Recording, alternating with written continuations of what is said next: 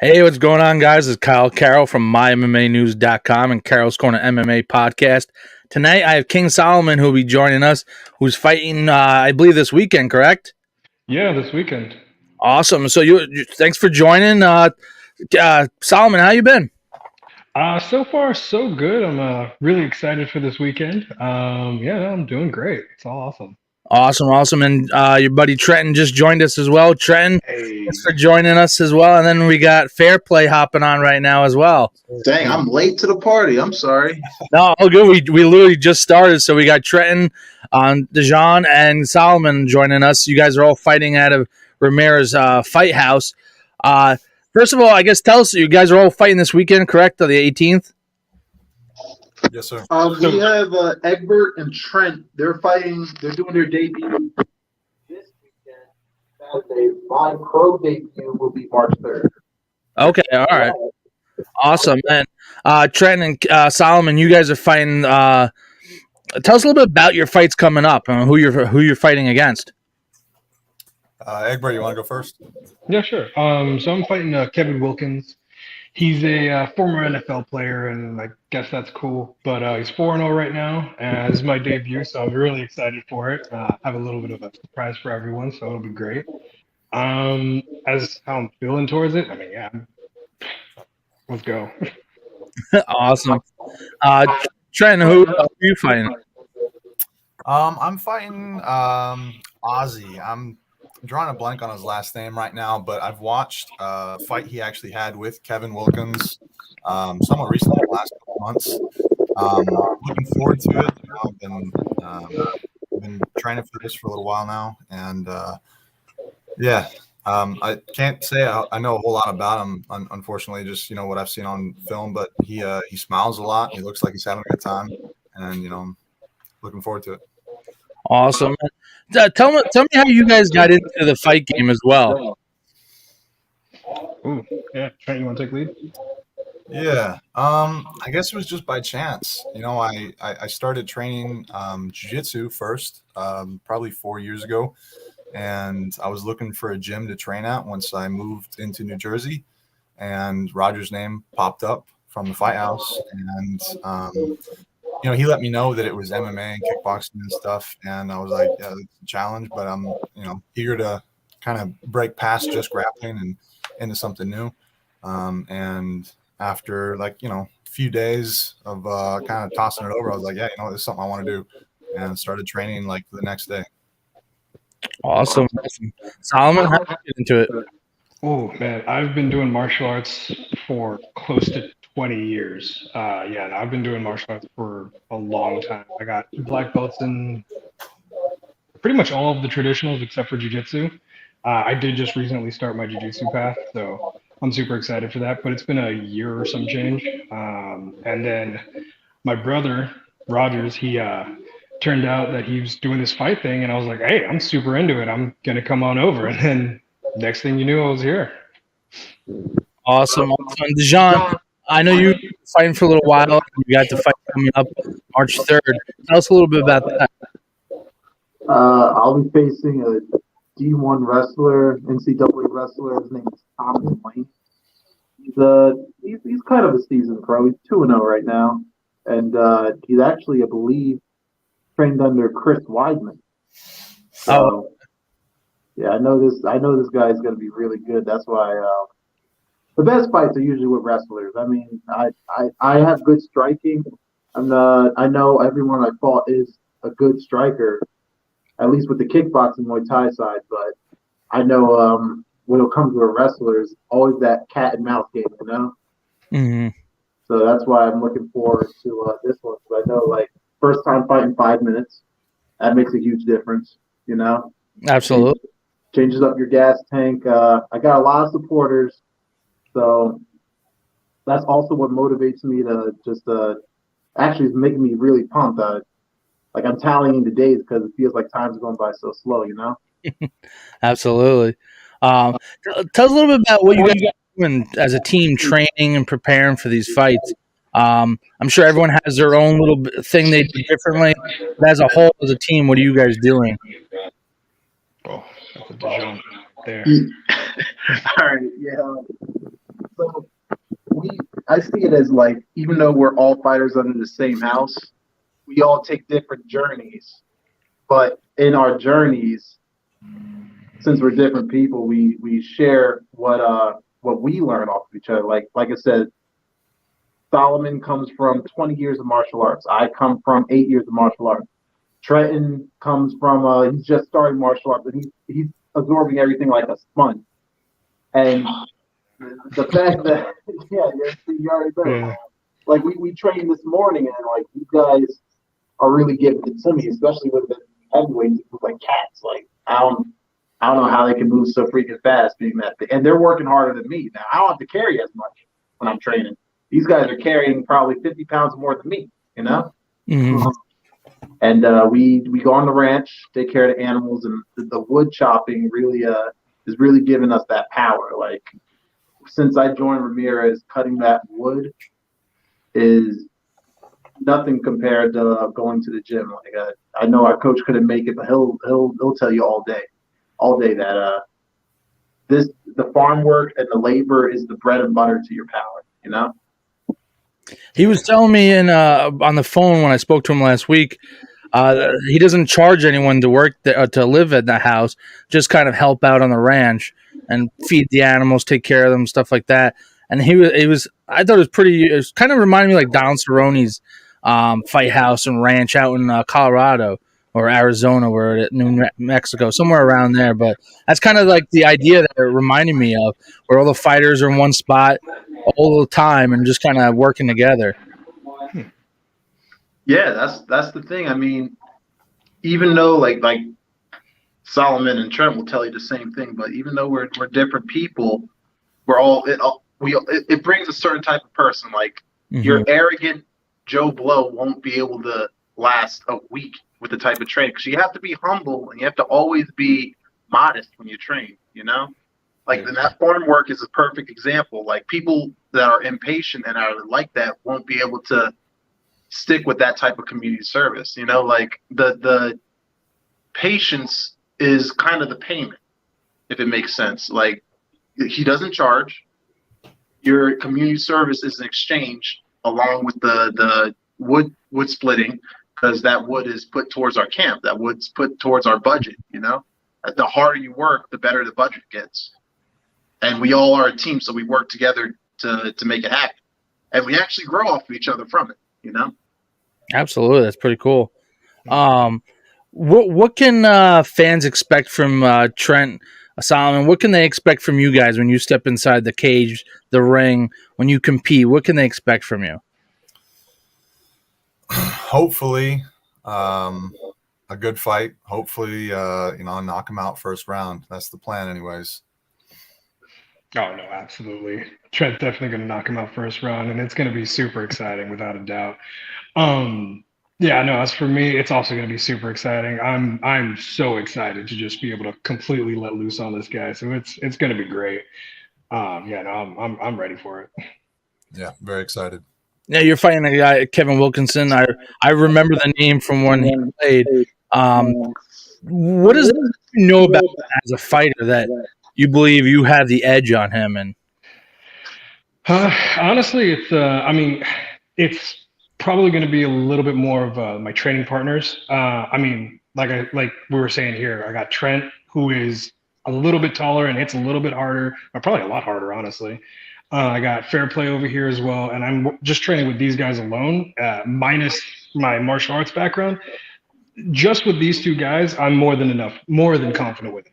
So yeah, I mean that's a pillar right there. I mean, like Trent probably won't boast about this as much, but I will. So please forgive me, Trent. There's a video of him chopping a giant piece of wood, like a giant round, where it just splits right in half, and it's just the craziest thing. So I got great training partners. I got a great environment. There's literally no reason to doubt this dude at all, or doubt me. I guess. awesome. Yeah, chopping wood is no easy task, that's for sure. No.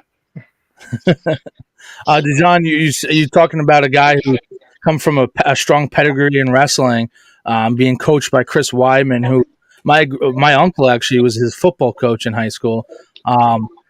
Tell us a little bit about what you can expect from a guy like him, who's a high level wrestler. Obviously, you know he's going to work for the takedown, trying to hold you down there.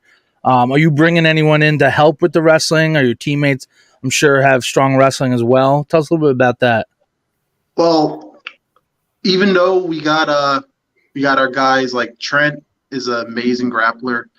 Solomon, he's an amazing grappler. He knows how to pressure. Like all that's preparing me, not just for anti-wrestling, but just how to cope with the stress. Because I'm gonna be on bottom. You can't cram 2 months of Olympic gold wrestling in that amount of time. Like this kid's been doing wrestling his entire life. I'm not gonna get to his level in 2 months.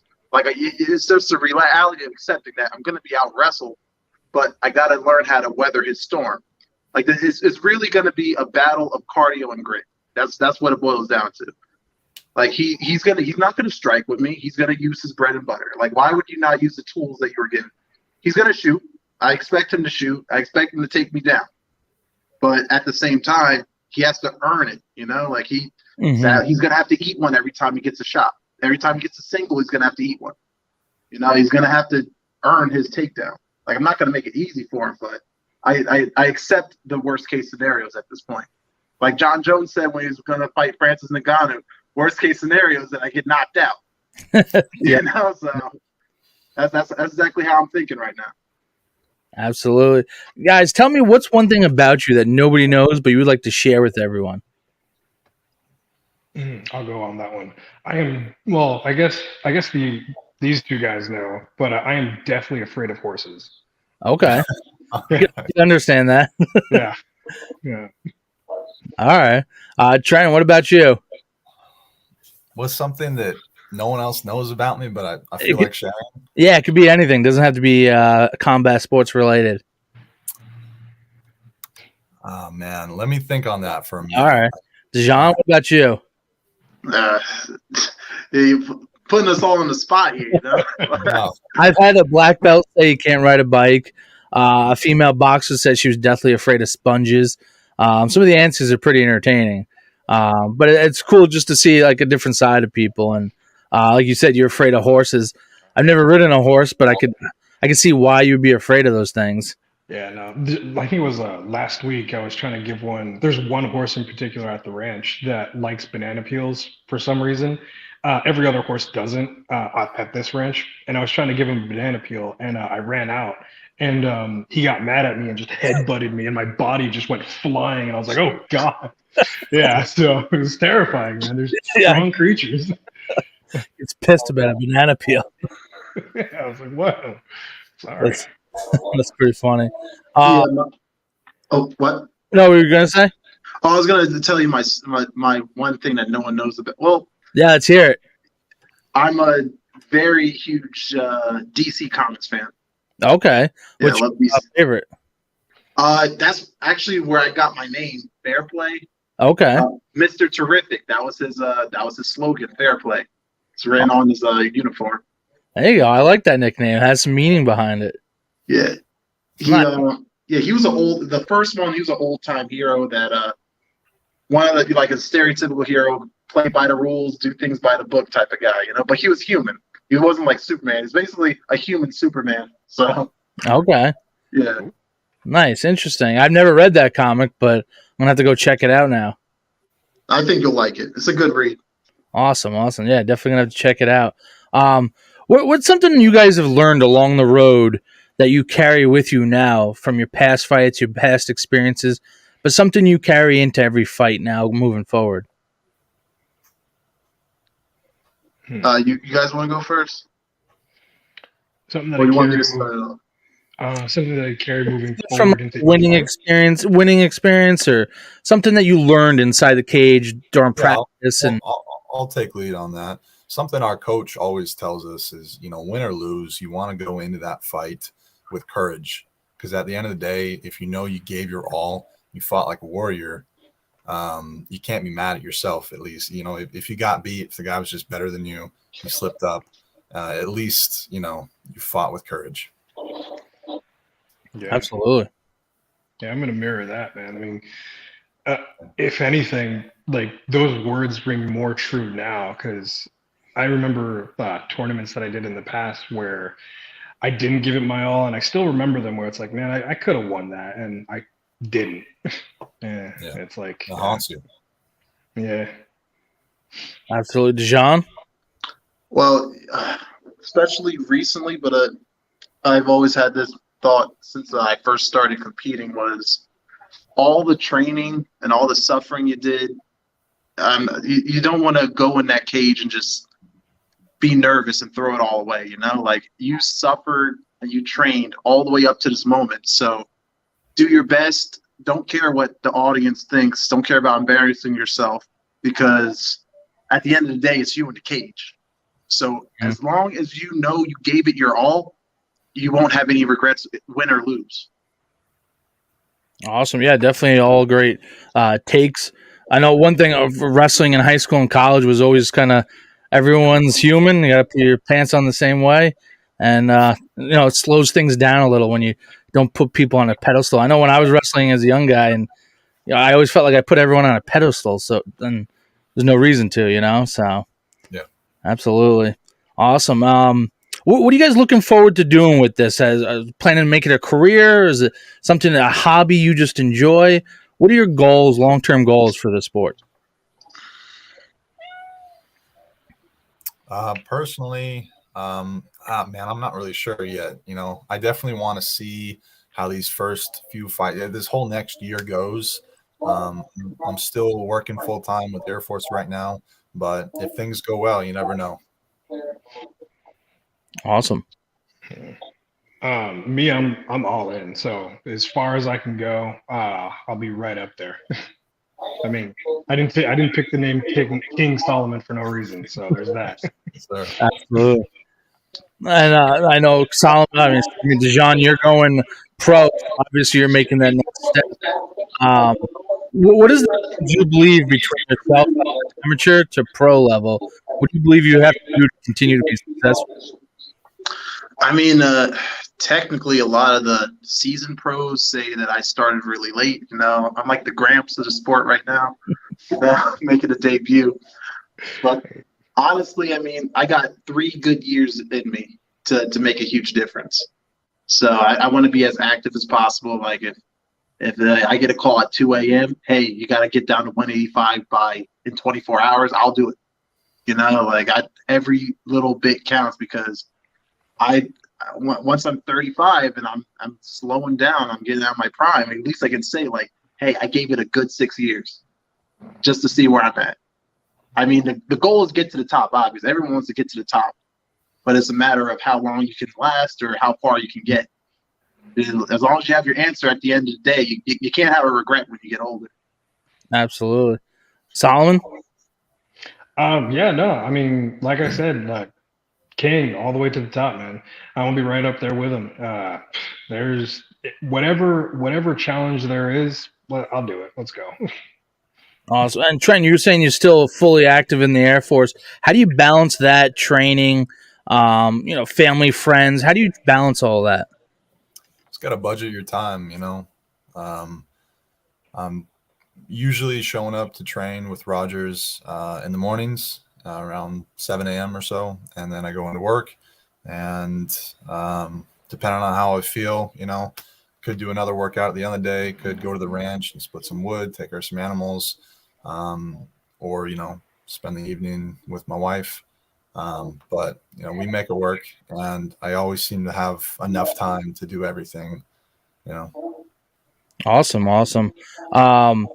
Who's someone that inspires you guys? Is there a fighter that you guys look up to, or an individual you guys always want to imitate? Someone that kind of just inspires you to get up at 7 a.m. and put those long days in. Who's the person for each one of you? That's a very tough one, honestly. I would say, because I have a lot of idols, I would say the golden age of boxing is what really inspired me to want to go 100% with pro athleticism. Like you had Sugar Ray Robinson fighting 200 plus fights. Then you had Muhammad Ali, which brought in modern boxing. No one had footwork back in the day except for him. Mhm. And then you had great fighters that love to slug and bang like Hagler, Holyfield, Tyson. I mean, seeing the grit that every single, because all of them are different fighters, but they all had the same hunger, you know? And just, you can feel that aura just from watching their tapes. That's kind of what gave me the motivation to even pick it all up. I mean, I started off with karate. I didn't get into boxing until like 3 years after I started martial arts. But then I realized that boxing became my biggest passion, but MMA is the most realistic fight. So as long as I know I can stand a chance and go toe to toe with these guys in the cage, I know I can stand a chance in the streets. Awesome. What about you guys? Who inspires you?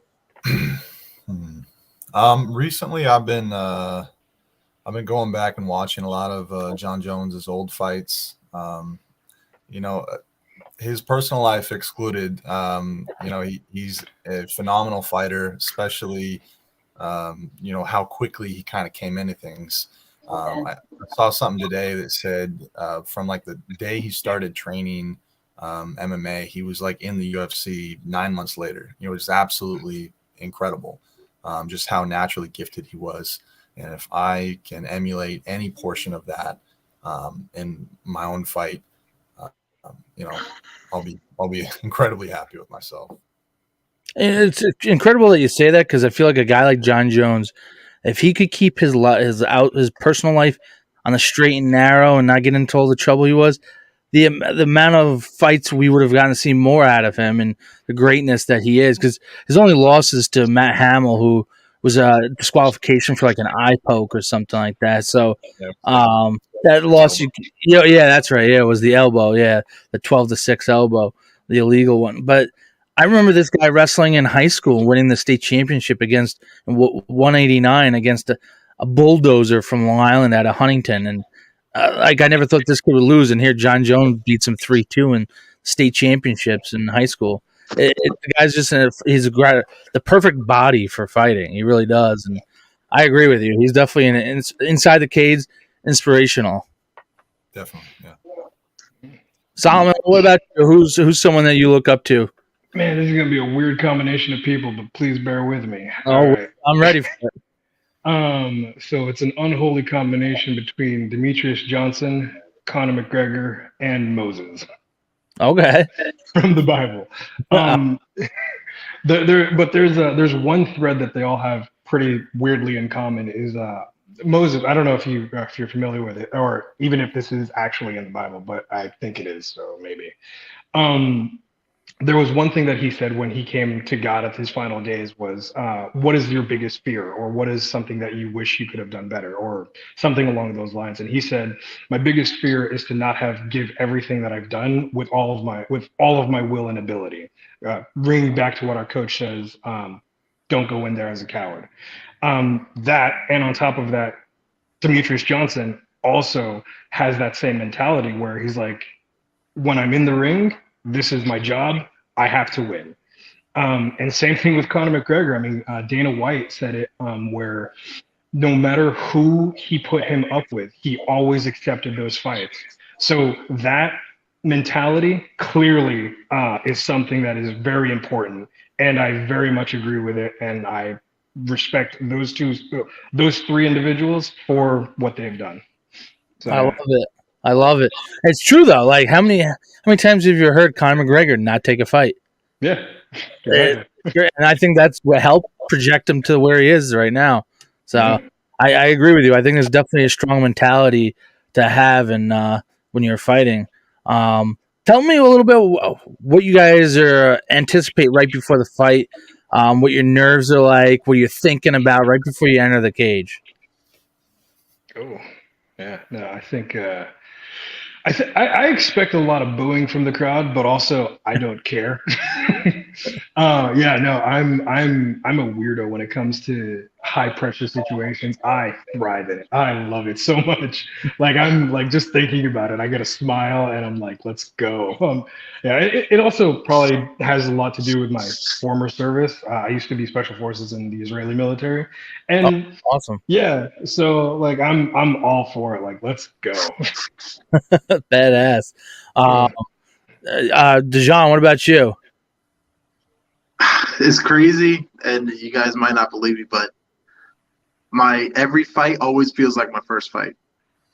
The nerves never leave. I always get the same nervousness. It's not fear, but it's more anxiety. And it's like even though I'm confident on the outside, I mean, I have to keep on reminding myself all the way up to the cage. You're not gonna die. Have fun. Every time I walk up, it's the same feeling since my first fight 7 years ago.